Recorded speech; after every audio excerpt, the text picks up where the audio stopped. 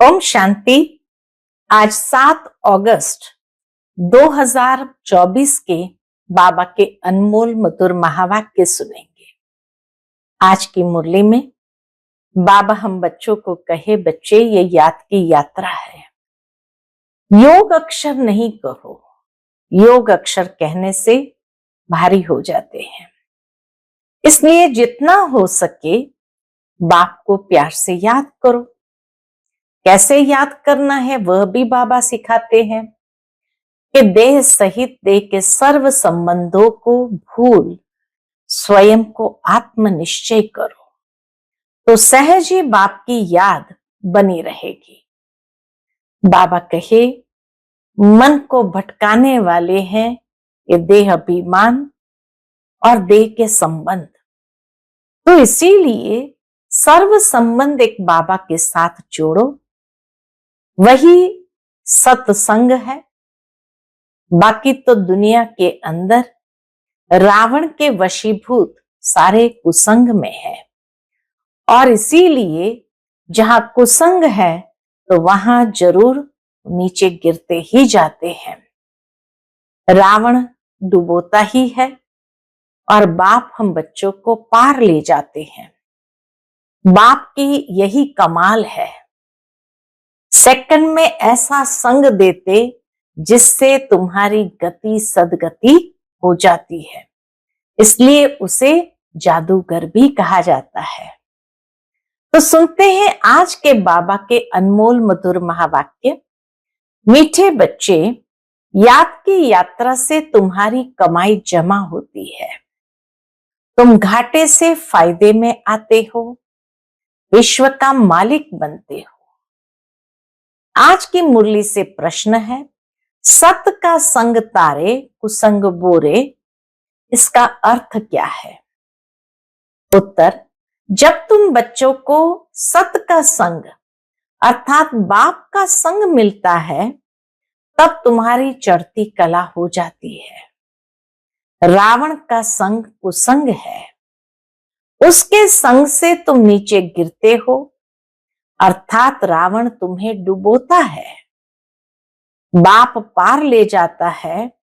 बाप की भी कमाल है जो सेकंड में ऐसा संग देते जिससे तुम्हारी गति सदगति हो जाती है। इसलिए इसे जादूगर भी कहा जाता है। ओम शांति। बच्चे याद में बैठे थे, इसको कहा जाता है याद की यात्रा। मुरली से पहले सभी याद में बैठते हैं तो इसको कहा जाता है याद की यात्रा। बाप कहते योग अक्षर काम में न लाओ, बाप को याद करो। वह है आत्माओं का बाप, परम पिता पतित पावन। उस पतित पावन को ही याद करना है। बाप कहते हैं देह के सब संबंध छोड़ एक बाप को याद करो। कहते हैं ना, आप मुझे मर गई दुनिया। देह सहित देह के जो भी संबंध आदि देखने में आते हैं उनको याद नहीं करो, एक बाप को ही याद करो तो तुम्हारे पाप जल जाएंगे। याद से ही पाप जल जाएंगे। तुम जन्म जन्मांतर की पापात्माएं हो ना। यह है ही पापात्माओं की दुनिया। सतयुग है पुण्यात्माओं की दुनिया। अब पाप सब कटकर पुण्य कैसे जमा हो? सारे पापों को काट के पुण्य कैसे जमा हो? बाप की याद से ही जमा होंगे। आत्मा में मन बुद्धि है ना, तो आत्मा को बुद्धि से याद करना है। इसको बाप को, आत्मा को बुद्धि द्वारा बाप को याद करना है। बाप कहते तुम्हारे जो भी मित्र संबंधी है उन सबको भूलो, वह सब एक दो को दुख देते हैं। एक पाप करते हैं जो काम कटारी चलाते हैं। दूसरा पाप फिर क्या करते हैं? एक पाप काम कटारी चलाने का, दूसरा पाप फिर क्या करते हैं? जो बाप सर्व का सदगति दाता है, बच्चों को बेहद का सुख देते हैं, अर्थात स्वर्ग का मालिक बनाते हैं, उसे सर्वव्यापी कह देते हैं। इतनी गहरी बात बाबा ने समझाई कि सर्वव्यापी कहना ये भी पाप है। जिस तरह पहला पाप काम कटारी चलाने को कहा, दूसरा पाप फिर बाबा कहे सर्वव्यापी कहना, ये भी पाप है। यह पाठशाला है, तुम आए हो यह पढ़ने, यह लक्ष्मी नारायण है तुम्हारी एम ऑब्जेक्ट, और कोई ऐसे कह न सके। तुम जानते हो अभी हमको पवित्र बन पवित्र दुनिया का मालिक बनना है। हम ही विश्व के मालिक थे। पूरे 5000 वर्ष हुए, देवी देवता विश्व के मालिक है ना। कितना ऊंच पद है, जरूर ये बाप ही बनाएंगे। बाप को ही परमात्मा कहते हैं। उनका असुल नाम है शिव। फिर बहुत नाम रख दिए हैं, जैसे बॉम्बे में बबुलनाथ का मंदिर है, अर्थात कांटों के जंगल को फूलों का बगीचा बनाने वाला। बबूल जैसे जो कांटे थे उनको फूलों का बगीचा बनाने वाला है, नहीं तो उनका असली नाम एक ही शिव है। इनमें प्रवेश करते हैं तो भी नाम शिव ही है। ब्रह्मा बाबा में प्रवेश करने के बाद भी नाम शिव ही है। तुमको इन ब्रह्मा को याद नहीं करना है, ये तो देहधारी है। तुमको याद करना है विदेही को।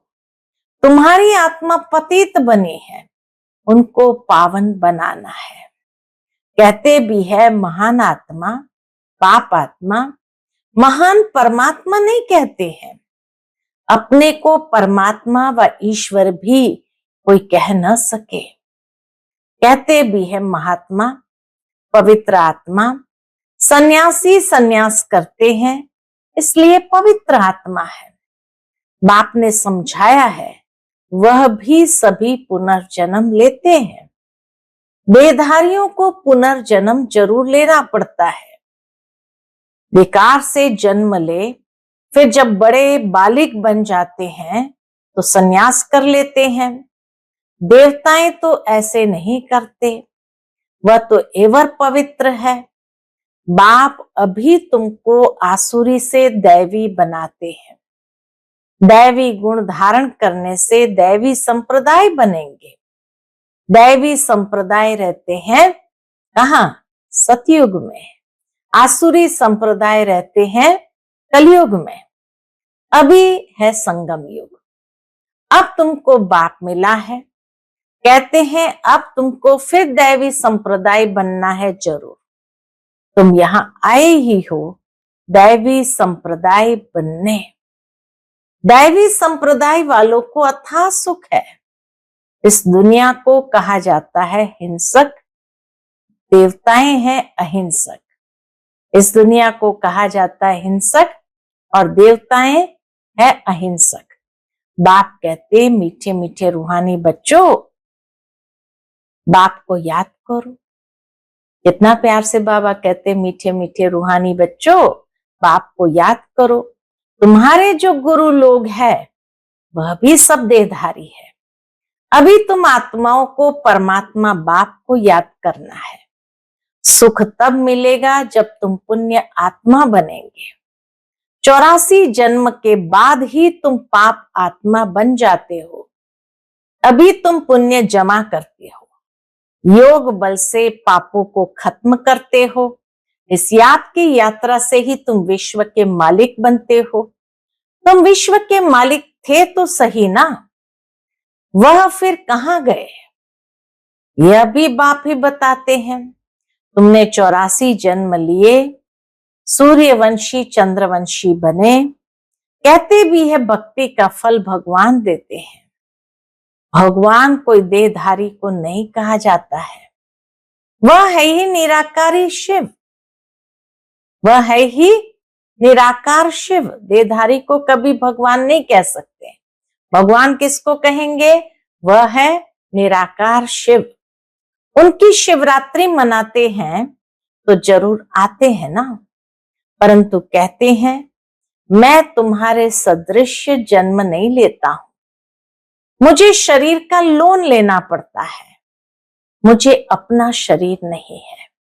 अगर होता तो उनका नाम होता, उस शरीर का भी नाम होता। ब्रह्मा नाम तो इनका अपना है, इसने संन्यास किया तब नाम ब्रह्मा रखा है। तुम हो ब्रह्मा कुमार कुमारियां, नहीं तो ब्रह्मा कहां से आया? ब्रह्मा है शिव का बेटा। शिव बाबा अपने बच्चे ब्रह्मा में प्रवेश कर तुमको ज्ञान देते हैं। ब्रह्मा विष्णु शंकर भी इनके बच्चे हैं। निराकार बाप के सब बच्चे निराकार है। आत्माएं यहां आकर शरीर धारण कर पाठ बजाती है। बाप कहते मैं आता ही हूं पतितों को पावन बनाने, मैं इस शरीर का लोन लेता हूं। शिव भगवान वाच है ना, श्री कृष्ण को तो भगवान नहीं कह सकते, भगवान तो एक ही है। श्री कृष्ण की महिमा ही अलग है। पहला नंबर देवता है राधे कृष्ण, जो स्वयंवर के बाद फिर लक्ष्मी नारायण बनते हैं, परंतु ये कोई जानते नहीं। राधे कृष्ण का किसको भी पता नहीं है, वह फिर कहां चले जाते हैं। राधे कृष्ण ही स्वयंवर के बाद फिर लक्ष्मी नारायण बनते हैं। दोनों अलग अलग महाराजाओं के बच्चे हैं। राधे कृष्ण दोनों अलग अलग महाराजाओं के बच्चे हैं। वहां अपवित्रता का नाम नहीं है, क्योंकि 5 विकार रूपी रावण ही नहीं है ही राम राज्य। अब बाप आत्माओं को कहते हैं, क्या कहते हैं कि मुझे याद करो तो तुम्हारे पाप कट जाएंगे। तुम सतो प्रधान थे, अब तमो प्रधान बने हो। घाटा पड़ा है फिर जमा करना है। भगवान को व्यापारी भी कहा जाता है, कोई विरला उनसे व्यापार करे। फिर और क्या कहते हैं, जादूगर भी उनको कहते हैं। कमाल करते हैं, जो सारी दुनिया की सदगति करते हैं, सबको मुक्ति जीवन मुक्ति देते हैं। तो जादू का खेल है ना, यही तो जादू का खेल है। मनुष्य मनुष्य को दे नहीं सकते। तुम 63 जन्म भक्ति करते आए हो, इस भक्ति से कोई ने सदगति को पाया है? कोई है जो सदगति दे? हो नहीं सकता, एक भी वापस जा नहीं सकता। बेहद का बाप ही आकर सबको वापस ले जाते हैं। दुनिया में अनेक राजाएं हैं, वहां तुम थोड़े राज्य करते हो, बाकी सब आत्माएं मुक्ति में चली जाती है। तुम जाते हो जीवन मुक्ति में, वाया मुक्ति धाम। बाबा कहे तुम जाते हो जीवन मुक्ति में वाया मुक्ति धाम। ये चक्र फिरता रहता है। अभी तुम आत्माओं को दर्शन हुआ है इस चीज का, इस सृष्टि चक्र का। पूरा सृष्टि चक्र को हमने अच्छी तरह से समझा है, तो इसीलिए बाबा कहे तुमने दिव्य दृष्टि से दर्शन किया, रचयिता और रचना के आदि मध्य अंत का। तुम ही इस ज्ञान से नर से नारायण बनते हो। देवताओं की राजधानी स्थापन हो गई, फिर तुमको ज्ञान की दरकार नहीं रहेगी। भक्तों को भगवान ने फल दिया, आधा कल्प सुख का। फिर रावण राज्य में दुख शुरू हुआ है। आहिस्ते आहिस्ते सीढ़ी उतरते हैं। तुम सतयुग में हो तो भी एक दिन जो बीता सीढ़ी उतरनी होती है। एक दिन भी बीता तो सीढ़ी नीचे उतरनी होती है। तुम 16 कला संपूर्ण बनते हो, फिर सीढ़ी उतरते ही रहते हो। सेकंड बाय सेकंड टिक टिक होती है, उतरते ही जाते हैं। समय बीतते बीतते इस जगह आकर पहुंचे हो, वहां भी तुम ऐसे ही घड़ियां बीतती जाएंगी। बाबा कहे वहां भी ऐसे ही घड़ियां बीतती जाएगी। हम सीढ़ी चढ़ते हैं, एकदम फट से लिफ्ट में चढ़ जाते हैं, फिर सीढ़ी उतरनी है जो मिसल धीरे धीरे। बाप कहते मैं सर्व की सदगति करने वाला हूं, मनुष्य मनुष्य की सदगति कर न सके क्योंकि वो विकार से पैदा होते हैं, पतित है। वास्तव में श्री कृष्ण को ही सच्चा महात्मा कह सकते हैं। ये महात्मा लोग तो फिर भी विकार से जन्म ले फिर संन्यास करते हैं। वह तो है देवता। देवताएं तो सदैव पवित्र है, उनमें कोई विकार होता नहीं। उनको कहा ही जाता है निर्विकारी दुनिया, इनको कहा जाता है विकारी दुनिया। कलयुग को कहा जाता विकारी दुनिया, बाकी सतयुग को कहा जाता निर्विकारी दुनिया। नो प्यूरिटी, चलन कितनी खराब है विकारी दुनिया में। नो प्यूरिटी, चलन कितनी खराब है। देवताओं की चलन तो बड़ी अच्छी होती है, सब उनको नमस्ते करते हैं। कैरेक्टर्स उन्हों के अच्छे हैं, किनके? देवताओं के। तब तो अपवित्र मनुष्य उन पवित्र देवताओं के आगे माथा टेकते हैं। अभी तो लड़ना झगड़ना क्या क्या लगा पड़ा है, बड़ा हंगामा है। अभी तो रहने की भी जगह नहीं। चाहते हैं मनुष्य कम हो, परंतु यह तो बाप का ही काम है। सतयुग में बहुत थोड़े मनुष्य होते हैं, इतने सब विकारों की होलिका हो जाती है। बाकी सब आत्माएं चली जाती है कहां? अपने स्वीट होम। सजाएं तो नंबरवार भोगते हैं जरूर। जो पूरा पुरुषार्थ कर विजयी माला का दाना बनते हैं, वह सजाओं से छूट जाते हैं। जो विजयी माला का दाना बनता है, वह सजाओं से छूट जाते हैं। माला एक की तो नहीं होती, जिसने उन्हों को ऐसा बनाया वह है फूल, फिर है मेरू। शिव बाबा है फूल, फिर है मेरू। प्रवृत्ति मार्ग है ना, तो जोड़ी की माला है, सिंगल की माला नहीं होती, सन्यासियों की माला होती नहीं। वह है निवृत्ति मार्ग वाले। यह प्रवृत्ति मार्ग वाले को ज्ञान दे न सके। पवित्र बनने के लिए उनका है हद का सन्यास। वह है हठ योगी, यह है राजयोगी।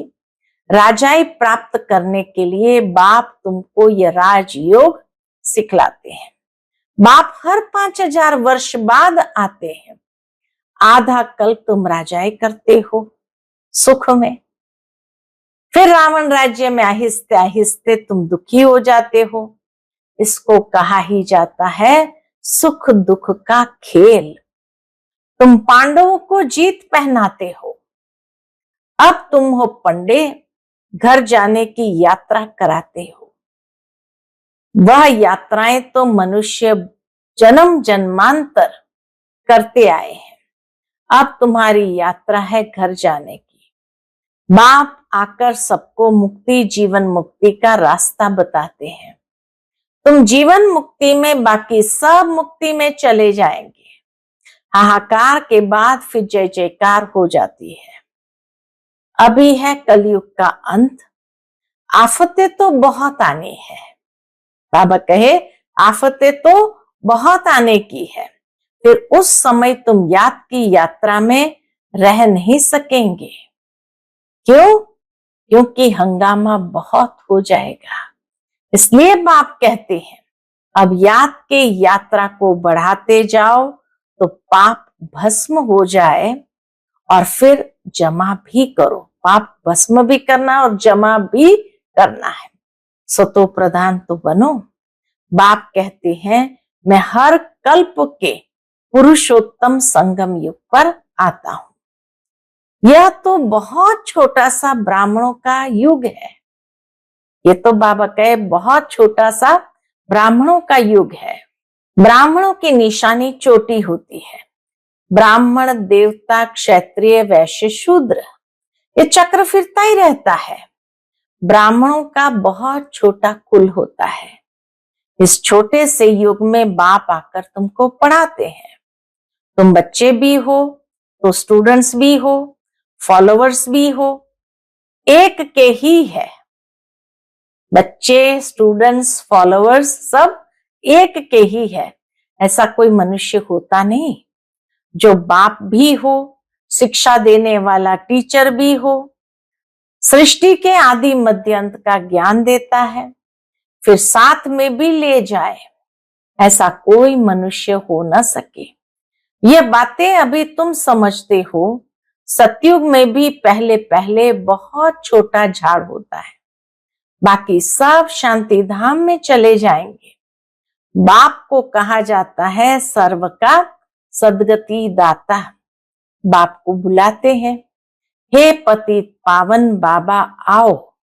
दूसरे तरफ फिर कहते हैं परमात्मा कुत्ते, बिल्ली, ठिक्कर, भित्तर सब में है। बेहद के बाप का अपकार करते हो। बाप जो विश्व का मालिक बनाते, उनको डिफेम करते हैं। इसे ही कहा जाता है रावण का संग दोष। सत का संग तारे, कुसंग डुबोए। रावण राज्य शुरू होते हैं तो तुम गिरने लग पड़ते हैं। बाप आकर तुम्हारी चढ़ती कला करते हैं। बाप आकर मनुष्य को देवता बनाते हैं तो सर्व का भला हो जाता है। अभी तो सब यहां है, बाकी जो भी रहे हुए हैं वह आते रहते हैं। जब तक निराकारी दुनिया से सब आत्माएं आ जाएगी, तब तक क्या होगा? तब तक तुम इम्तिहान में भी नंबरवार पास होते रहेंगे, क्योंकि अंत तक तूफान भी तो आने ही है, परीक्षा तो माया लेनी है। इनको कहा जाता है रूहानी कॉलेज। रूहानी बाप रूहानी बच्चों को पढ़ाने आते हैं। रावण राज्य आया तो फिर शरीर छोड़ अपवित्र राजा बने, फिर पवित्र देवताओं के आगे माथा टेकने लगे। आत्मा ही पतित अथवा पावन बनती है। आत्मा पतित तो शरीर भी पतित मिलता है। सच्चे सोने में खाद पड़ती है तो खाद का जेवर हो जाता है। सच्चे सोने में खाद पड़ती है तो खाद का जेवर हो जाता है। वो जेवर ही जो असली सोने का था वो मिक्स चैरिटी वाला खाद का हो गया। अब आत्मा से खाद निकले कैसे? योग अग्नि चाहिए। इनसे तुम्हारे विकर्म विनाश हो जाएंगे। आत्मा में चांदी, तांबा, लोहा पड़ गया है। यह है खाद। आत्मा सच्चा सोना है, अब जूठी बन गई है। वह खाद निकले कैसे? यह है योग अग्नि। ज्ञान चिता पर बैठे हो। आगे थे काम चिता पर, बाप ज्ञान चिता पर बिठाते हैं। सिवाय ज्ञान सागर बाप के और कोई ज्ञान चिता पर बिठा न सके। मनुष्य भक्ति मार्ग में कितनी पूजा करते रहते हैं, लेकिन किसको जानते नहीं। अभी तुम सबको जान गए हो। तुम सब देवता बनते हो, प्रजा की बात ही खत्म हो जाती। तुम सब देवता बनते हो तो फिर प्रजा की बात ही खत्म हो जाती है। जब रावण राज्य शुरू होता है तब भक्ति शुरू होती है।